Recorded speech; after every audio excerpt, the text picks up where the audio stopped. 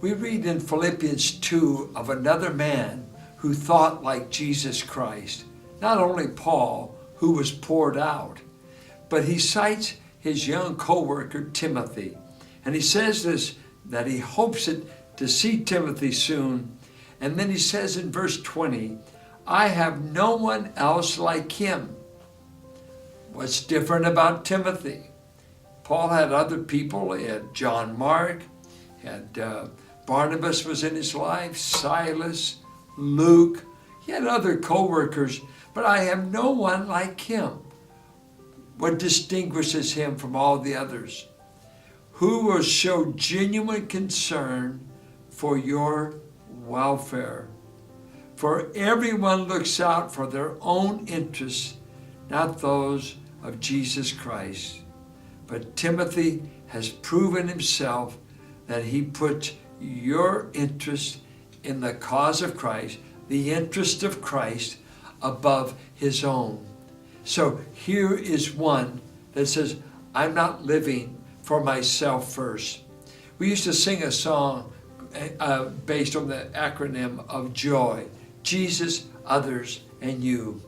There's a famous story of William Booth, the Salvation Army founder, that he couldn't go to a convention of the Salvation Army. Health was in bad repair in his life.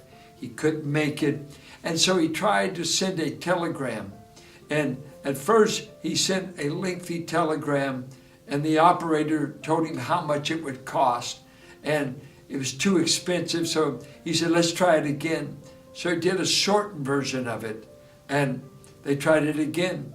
It was still rather expensive. And finally, William Booth had this message sent to the convention. Simply, others. I have a plaque on my wall that says others. That was given to me by a Salvation Army organization. And it simply says others. I ask you, if you're thinking like Christ, where are the others in your life? Or is your life surrounded on the north, south, east, and west by you? Is it just surrounded by you? Oh, the plague of a life surrounded by itself. Howard Hendricks used to say, if all the arrows are pointing inward in your life, and in the life of a church, if everything goes inward, it's in the process of dying. You will die. If you don't think outward, learning, people, benevolence, kindness, inclusion, love, humility. And so he says, I see Timothy living out the mind of Christ. He thinks like Christ. He puts Christ's interests first. And that's the challenge of our life. Jesus, others, and yourself. That's the way to spell joy. If you're not a happy Christian, I would measure my priorities and say, is there any room for others?